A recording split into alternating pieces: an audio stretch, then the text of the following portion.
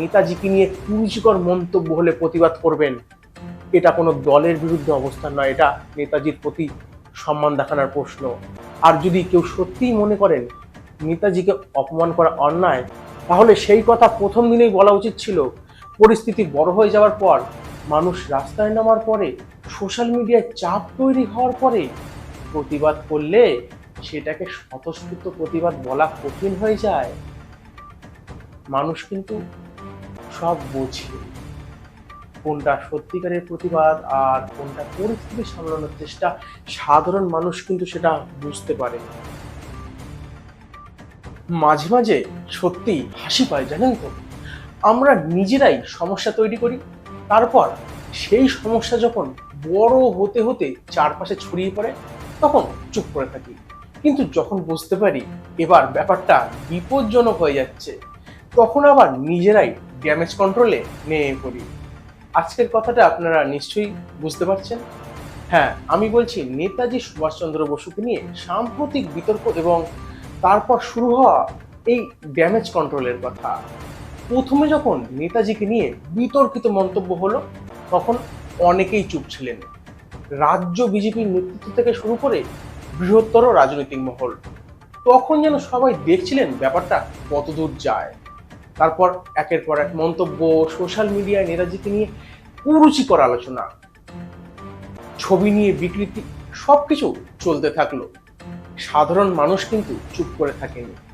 নেতাজি প্রেমী মানুষ, সাধারণ নাগরিক, যারা সুভাষচন্দ্র বসুকে শুধুমাত্র একজন রাজনৈতিক নেতা হিসেবে নয়, বরং জাতীয়তাবাদের অন্যতম প্রতীক হিসেবে দেখেন, তারাই প্রতিবাদ শুরু করলেন। আর তখন বোধহয় বোঝা গেল বিষয়টা আর ছোট নেই।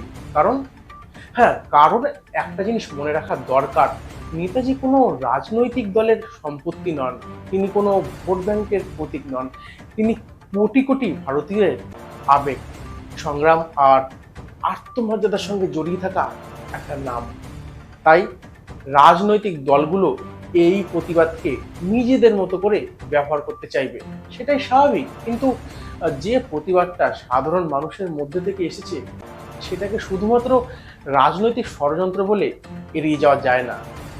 এখন দেখা যাচ্ছে অনেকেই বলছেন এটা মেনে নেওয়া যায় না, নেতাজিকে অপমান করা ঠিক হয়নি। আমার প্রশ্ন খুব সোজা, এতদিন তাহলে আপনারা কোথায় ছিলেন বলুন তো? কে আপনাদের চুপ থাকতে বলেছিল? কোনো দল কি নির্দেশ দিয়েছিল যে নেতাজিকে নিয়ে কিছু বলবেন না? যদি অন্য কোনো রাজনৈতিক দল ক্ষমতায় থাকতো, তখন কি এই একইভাবে নীরব থাকতেন? কারণ আমরা একটা অদ্ভুত জিনিস দেখছি, রাজনৈতিক পক্ষপাতের কারণে অনেক সময় মানুষ অন্যায়কে অন্যায় বলতে ভুলে যায়। যে দলকে নিজের পছন্দের মনে হয়, তার ভুল দেখেও তারা চুপ থাকে। আর বিপক্ষ দল একই কাজ করলে তখন গলা ফাটিয়ে প্রতিবাদ শুরু করা হয়। এখানেই তো আসল সমস্যা। দেশপ্রেম, জাতীয়তাবাদ, নেতাজি, এসব যদি শুধু রাজনৈতিক সুবিধার সময় মনে পড়ে, তাহলে সেই দেশপ্রেম নিয়ে তো প্রশ্ন উঠবেই। প্রধানমন্ত্রীকে যেমন অপমান করলে প্রতিবাদ হওয়া উচিত, দেশের যে কোনো সাংবিধানিক পদ বা গুরুত্বপূর্ণ ব্যক্তিত্বকে অপমান করলে প্রতিবাদ হওয়া উচিত। কিন্তু এই একই নীতিটা নেতাজির ক্ষেত্রেও তো প্রযোজ্য হওয়া উচিত। নেতাজি সুভাষচন্দ্র বসু এমন একজন মানুষ যাকে নিয়ে কুরুচিকর মন্তব্যকে হালকা করে দেখার কোনো সুযোগই নেই। আর একটা কথা বিশেষভাবে বলবো মিডিয়াকে, মিডিয়াকেই। দেশপ্রেম নিয়ে, জাতীয়তাবাদ নিয়ে, সীমান্ত নিয়ে, ক্রিকেট নিয়ে যখন চরম উত্তেজনা তৈরি হয়, তখন অনেক চ্যানেলের গলার আওয়াজ কয়েক গুণ বেড়ে যায়। কিন্তু নেতাজিকে নিয়ে বিতর্ক হলে কেন সেই একই তীব্রতা দেখা যায় না বলুন তো? কারণ কারণ হয়তো এখানে টিআরপি কম, কিন্তু ইতিহাসের গুরুত্ব কি টিআরপি দিয়ে মাপা যায়? 23শে জানুয়ারি এলেই নেতাজির ছবির সামনে রেখে অনুষ্ঠান করা, দুটো বিশেষ আলোচনা করা, কয়েকজনকে ফোন করে সাক্ষাৎকার নেওয়া, এগুলো করলেই কি নেতাজির প্রতি দায়বদ্ধতা শেষ হয়ে যায়? শেষ হয়ে যায় না।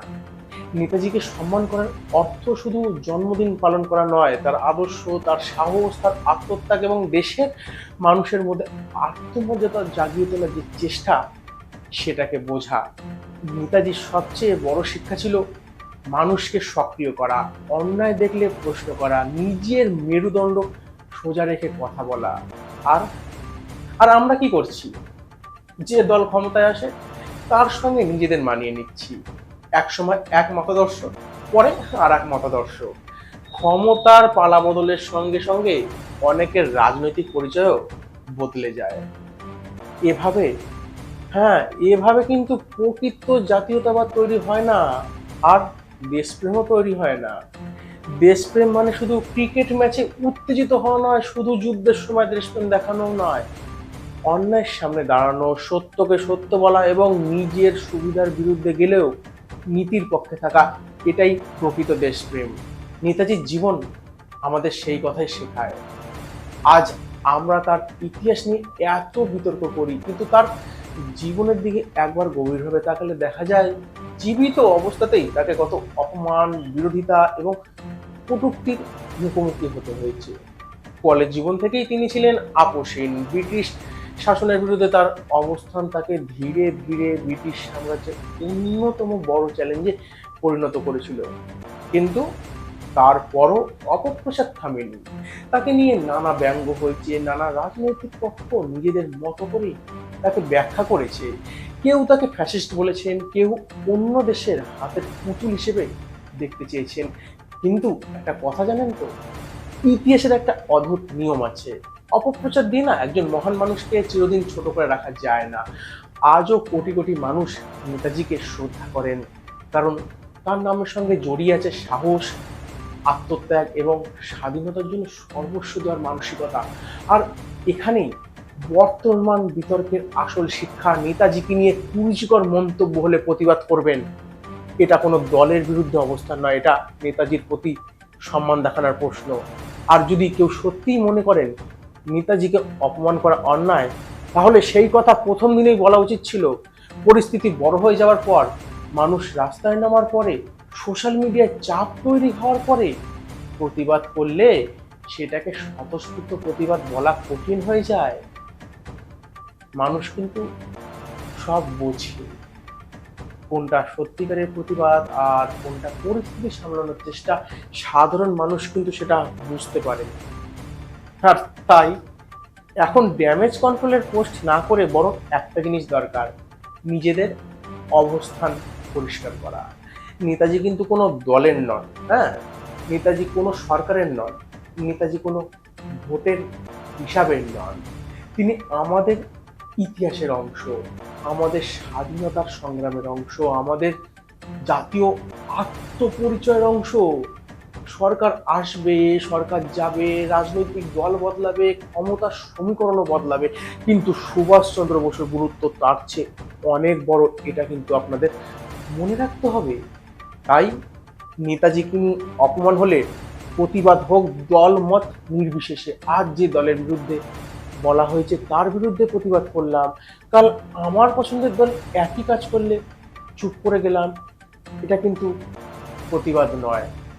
প্রকৃত প্রতিবাদ তখনই যখন অন্যায় যেই করুক আমরা অন্যায়কে অন্যায়ই বলবো। আর সেটাই হয়তো নেতাজির প্রতি সবচেয়ে বড় সম্মান। নেতাজিকে আমাদের নতুন করে আর দেশপ্রেম শেখানোর দরকার নেই, বরং তার জীবন থেকে আমাদের শেখার দরকার কিভাবে নিজের বিশ্বাসের জন্য দাঁড়াতে হয়, কিভাবে ভয়কে অতিক্রম করতে হয়, আর কিভাবে দেশের জন্য নিজের স্বার্থকে পিছনে রাখতে হয়। তাই যারা নেতাজিকে ভালোবাসেন তারা প্রতিবাদ করুন, কিন্তু সেই প্রতিবাদ হোক শান্তিপূর্ণ, যুক্তি নির্ভর এবং ইতিহাসের প্রতি সম্মান রেখে। কারণ নেতাজিকে সম্মান করা মানে শুধু তার ছবির সামনে রাখা নয়, তার আদর্শকে নিজের জীবনে ধারণ করা।